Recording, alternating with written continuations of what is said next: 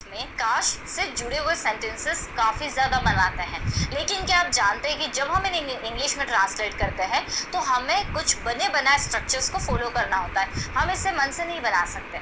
और इसीलिए आपको इन सेंटेंसेस को समझना और पढ़ना ज़रूरी है, क्योंकि काश से शुरू होने वाला सेंटेंस हर तरह से अलग बनता है। कोई अलग सिचुएशन में होता है, कोई प्रेजेंट फ्यूचर के लिए होता है, कोई इमेजिनेशन के लिए होता है, या फिर कोई पास्ट को लेकर होता है। सो गाइस, आज की इस क्लास में हम लोग काश से जुड़े हुए सारे सेंटेंसेस पढ़ने वाले हैं, तो वीडियो के एंड तक बने रहिएगा। Let's begin. गाइस, अगर हम लोग बात करें हमारा सबसे पहले सेंटेंस की, तो आप यहाँ पर देख सकते हैं, यहाँ पर दिया हुआ है आई विश आई हैड। अब इसका देखिए क्या मीनिंग निकलता है। मान लीजिए आप कोई ऐसी सिचुएशन में है जहाँ पर आप सिर्फ इमेजिन कर रहे हैं कि यार काश मेरे पास में कार होती, काश मेरे पास उसका कॉन्टेक्ट नंबर होता, या फिर काश उसके पास में सब कुछ होता। तो जब हम काश से जुड़े हुए सेंटेंसेस को बनाएंगे और पास होने की बात करेंगे, ठीक है, जैसे हम हिंदी में लिख सकते हैं काश, और इधर हमारा सेंटेंस आ जाएगा पास होता।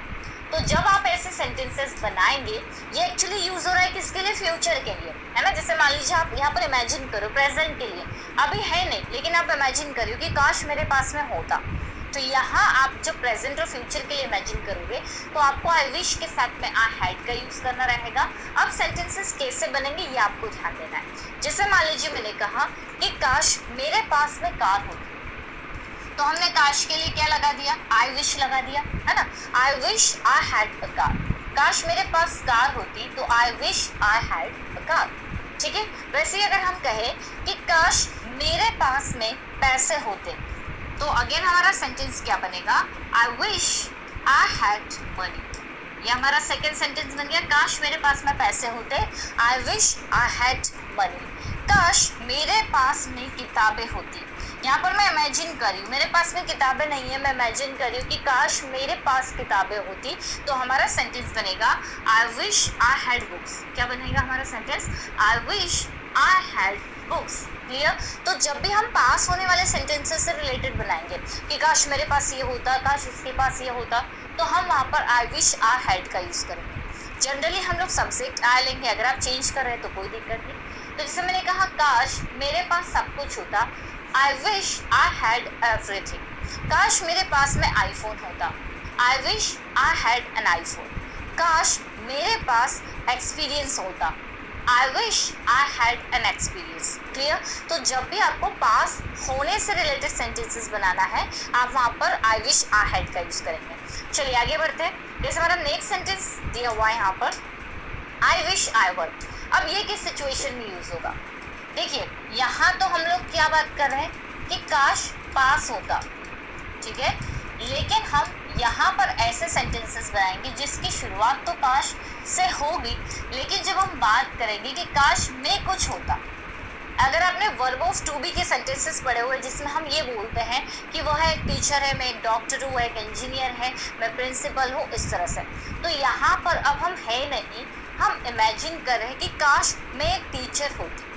यहाँ पर आप प्रेजेंट को लेकर, फ्यूचर को लेकर आप सोच रहे हैं, तो यहाँ पर हमें क्या करना है? आई विश के साथ में सभी के साथ हम लोग वर्ब का यूज़ करेंगे, आई के साथ। जैसे मान लीजिए मैंने कहा कि काश मैं एक टीचर होती, यहाँ सब्जेक्ट के कुछ होने की बात करिए, वर्ब ऑफ टू बी के सेंटेंस है ये, है ना। तो इसमें ऐसे ही सेंटेंस बनेंगे, काश मैं एक टीचर होती, काश वह यहाँ होता, काश मैं वहाँ होती, काश मैं डॉक्टर होती, इस तरह से। यहाँ पर पास होता, हमारे पास कुछ होता, वो अलग है। तो अब मैंने कहा काश मैं एक टीचर होती, तो I wish I were a teacher. अब यहाँ पर आपको सभी के साथ में वर का यूज़ करना है, या फिर हम बोल सकते हैं काश मैं वहाँ होती, तो सेंटेंस हमारा बनेगा I wish I were there. क्या बनेगा? I wish I were there, काश मैं वहाँ होती। काश मैं एक सिंगर होती, तो सेंटेंस हमारा बनेगा I wish I were a singer. I wish I were a singer, काश मैं एक सिंगर होती। काश मैं तुम्हारी दोस्त होती, है ना। यहाँ पर मैं आपके फ्रेंड नहीं हूँ, मैं इमेजिन कर रही हूँ कि काश मैं आपके दोस्त होती, तो अब हमारा सेंटेंस बनेगा I wish I were your friend. I wish I were your friend, मतलब काश मैं आपकी दोस्त होती। आ रहा है समझ में? तो यहाँ पर इस सिचुएशन में हम लोग वर का यूज़ कर रहे हैं। नेक्स्ट है आई विश आई कुड।